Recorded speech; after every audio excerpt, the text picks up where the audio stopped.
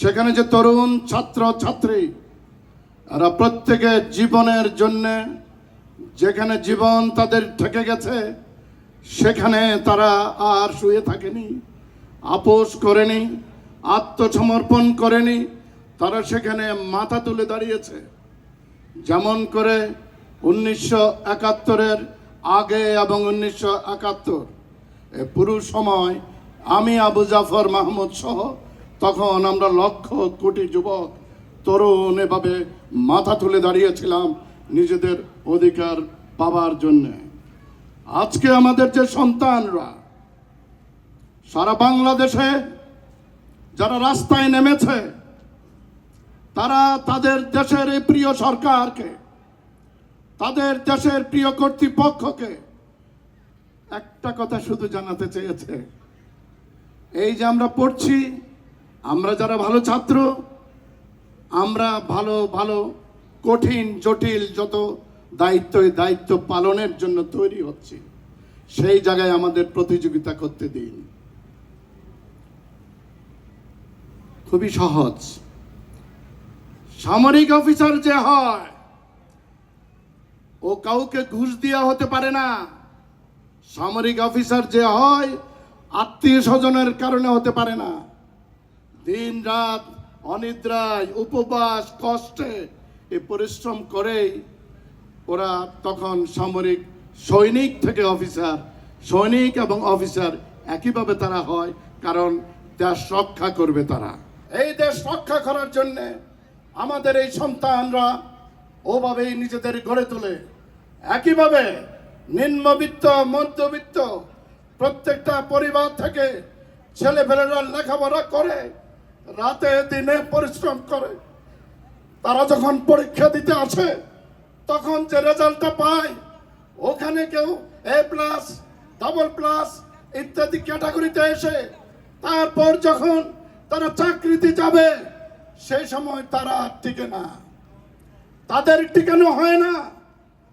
ওই কোটার নামে বরাদ্দ করে যে বাধা সৃষ্টি করে রেখেছে, ওরা বলছে বাধাটা সরিয়ে দিন, এটা সংস্কার করুন, যাতে গোটা জাতি তার ভবিষ্যৎ যে নেতা, গোটা জাতি তাদের ভবিষ্যৎ যে ব্যবস্থাপক, গোটা জাতি তাদের ভবিষ্যৎ যে নিরাপত্তা রক্ষাকারী, তাদেরকে যাতে গড়ে তুলতে পারে। এই আমরাই আপনাদের সন্তান, আমরাই আপনাদের বংশধর, আমরাই এই দেশ রক্ষা করব, আমাদেরকে এই দেশ চালাতে হবে। আচ্ছা বলুন তো, রাষ্ট্র যিনি প্রথম রাষ্ট্রপতি হয়েছেন উনি কি বেঁচে আছেন? যিনি প্রথম প্রধানমন্ত্রী হয়েছেন উনি কি বেঁচে আছেন? তাহলে রাষ্ট্র চলতে হয় না? একইভাবে আমাদের এই সন্তানদের কাছে ভবিষ্যৎ কি তার অপরাধ? ও যখন জানিয়েছে এই কথাটি, আপনি গুলি করে দিলেন। কার এই গুলি? এটা বুঝবো আমি। এটি কোনো রাজনৈতিক দলের বলি না, আমি কোনো রাজনৈতিক দলের পক্ষ বা বিপক্ষ নয়, আমার ওই সময় নাই।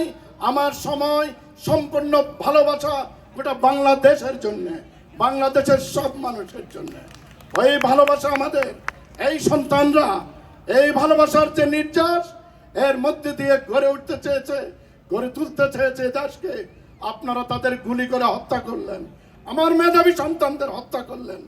এখন আসুন, রাজনীতি করতে গিয়ে একদল আরেক দল এখন হত্যা করে, যদি আমাদের সময় করতাম না তখন বুঝলাম রাজনৈতিক কর্মী একটা আরেকটাকে মারল।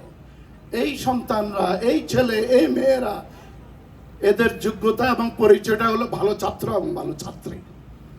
এদের প্রধান পরিচয় এরা গোটা দেশের সন্তান, আমার আপনার আমাদের প্রত্যেকের সন্তান। এরা কে মুসলমান, কে হিন্দু, কে বৌদ্ধ, এদের ধর্মীয় পরিচয় অত নয়, এরা একটা দেশের একটা পরিবারের সন্তান। এগুলোকে হত্যা করলে কার লাভ হয় এই কথাটি আর শুনেন নাই। এদেরকে হত্যা করলে, মেধাবী সন্তানদের হত্যা করলে কার লাভ হয় ওটা দেখেই আমরা সিদ্ধান্ত নেব আমরা সামনে কি করব না করব, এই সন্তানদের প্রশ্রয় দেব নাকি ঘরে টেনে আনবো। মেধাবী সন্তানরা যদি গড়ে উঠতে না পারে, রাষ্ট্র পরিচালনার জন্য উপযুক্ত সন্তান যদি গড়ে না ওঠে, এই রাষ্ট্র চলবে না, এই রাষ্ট্র তখন থাকবে না। এই রাষ্ট্রকে প্রাধান্য করবার জন্য আপনি সেনা অফিসার মেরে ফেলেন, এই রাষ্ট্রকে পরাধীন করার জন্য আমার সন্তানরা যারা বেড়ে উঠছে তাদেরকে মেরে ফেলেন, এটি ভালো নয়। দেশে একটি শান্তিপূর্ণ সমাধান দরকার।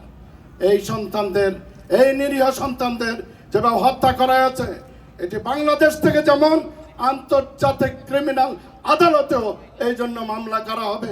আমরা সঠিক বিষয়টি জানতে চাই।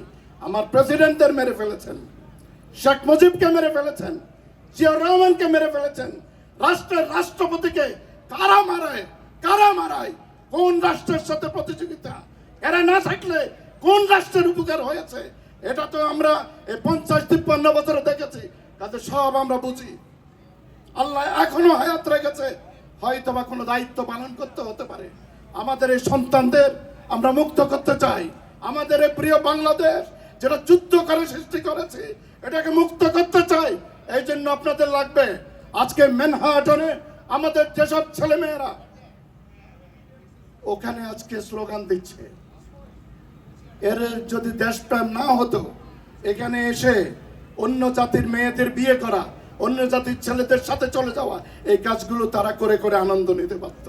কিন্তু যখন তারা তাদের ওই ভাই, ওই বোন যারা বাংলাদেশে গুলিবিদ্ধ হয়ে প্রাণ হারিয়েছে, যাদের রক্তে রঙ্গিত হয়েছে, যাদের প্রাণ যাওয়াই এত মায়ের বুক খালি হয়েছে, এরা পাশে দাঁড়িয়েছে, এরাও আমাদের সন্তান।